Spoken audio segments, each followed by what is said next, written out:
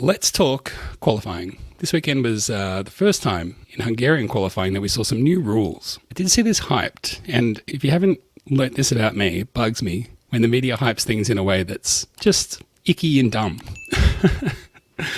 You know, it was always like the new qualifying rule, dun dun dun.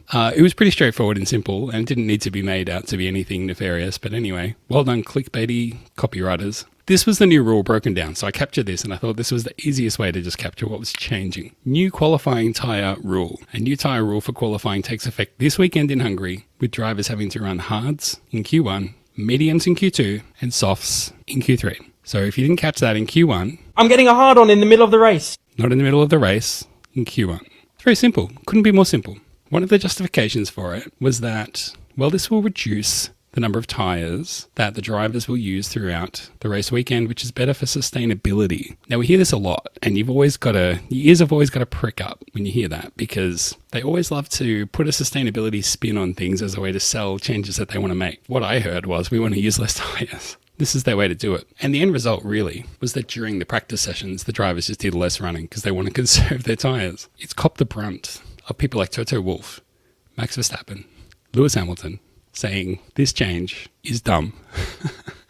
I personally think that the element of having qualify on hards in Q1... I'm getting a hard on in the middle of the race. That's what you do.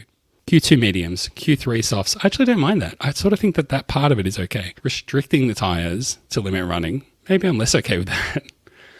Obviously, Lewis Hamilton, it says right here, Lewis Hamilton among drivers critical of F1's new tyre allocation format.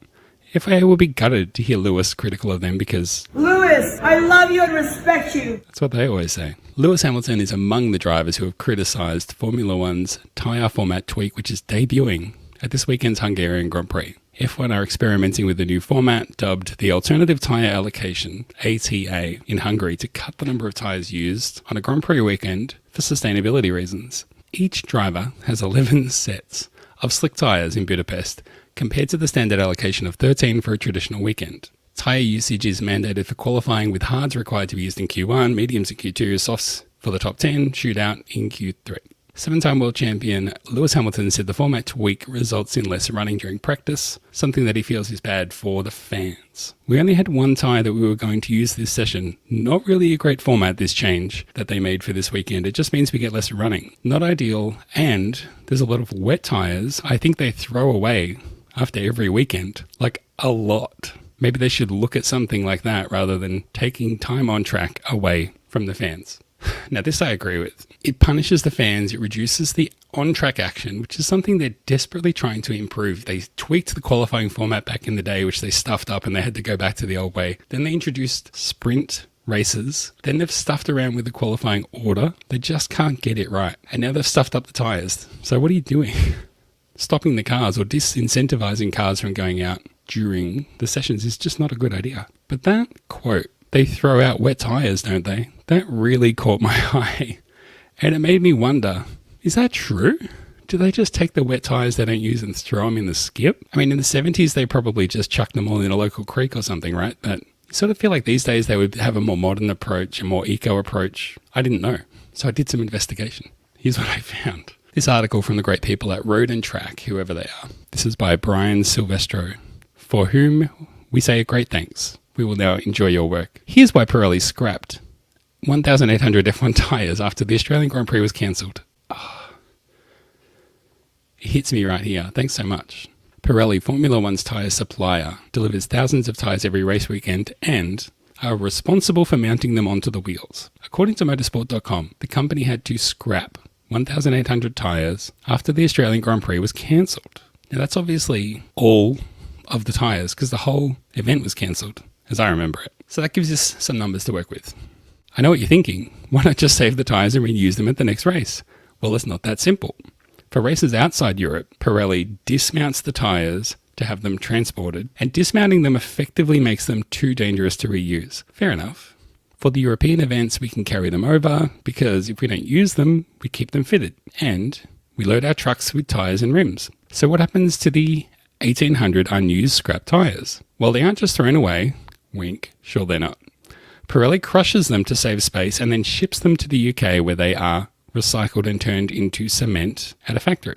Though that number might seem shocking, Pirelli scraps hundreds of tyres on a normal race weekend, up to 560 wets if there's no rain. Now, if you think about it, that does make sense because they have to prepare for wet running, which means wets and intermediates, for every session. Like, that's the worst possible scenario, but it could happen. So every team needs heaps of wet tyres just in case it rains or drizzles and the track conditions are wet. But quite often, the track conditions are not wet at all. So they have to be prepared, but those tyres all have to go somewhere.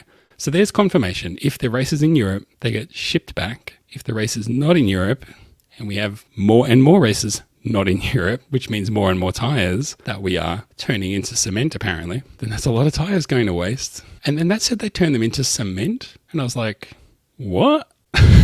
Turn them into cement? I've seen tyres and I've seen cement. There's not a lot of similarity. I couldn't really quite grok what that meant. So I did some more digging. Here we go. This is tyre talk. This will be the end of tyre talk for this week. What happens to used tyres in Formula One? How does Pirelli dispose of the tyres? After a Grand Prix, Pirelli collects all the used tyres and rips them apart. That must be satisfying. You know when you have had a bad day, go rip some tyres apart. Even putting them in a compactor or something and hitting the button. Oh, I'd love to do that. Please, if anyone out there can hook me up so I can do that, let me do it. The tyres are compressed and transported to Pirelli Engineering and Logistics Centre in Didcot, England. At the Logistics Centre, these tyres are thoroughly shredded, like Lewis Hamilton. Tyres are thoroughly shredded with other road car tyres, so they're just thrown in with all the other junk. The shredded tyres form small pellets that are recycled. Pirelli has a green technology policy. This commits Pirelli to manufacture as well as dispose of used tyres in an eco-friendly way. This also encompasses the eco-friendly disposal of used F1 tyres and tens of thousands of other used tyres that Pirelli gathers. The tyres are shredded and then transported to cement factories. The factories use the pellets, remember those? They use them as fuel in the process of cement manufacturing. So it's not into cement. This says it's used as fuel in the process of making cement. In the cement factories, the pellets are burned at extremely high temperatures. When rubber pellets are burned at temperatures exceeding 1500 degrees Celsius, the gases produced are environmentally friendly gases and then released. The only residue that remains is a fine ash, which is non-poisonous. That's always good. The whole process is eco-friendly and Formula One is very comfortable with that. Good on them. The burning process gives some byproducts that can be put to good use. Good. The bitumen produced by burning the pellets is used to tar roads and in other industrial uses. So it doesn't sound like it's turned into concrete at all. It sounds like it's turned into something that sticks bitumen together or something like that. Like the claim seems to be that it's eco-friendly just because it doesn't reduce toxic gases, which toxic and eco-friendly I don't think are the same thing. Oh well, they're doing their best. That is the answer to number one. What do I think of the changes? I agree, some of it's dumb, some of it's okay, but even the bits that are okay, maybe not so okay. Do better. If you want to, you can check out the video that I made about the 2024 season and the reorganization of the tracks as a way of trying to spin the reorganization as a sustainability effort, which is debatable, I'd say. But if you want to sit there and watch me go from one track to another to judge for yourself how much mileage there's involved, there's a video out there and I encourage you to do it.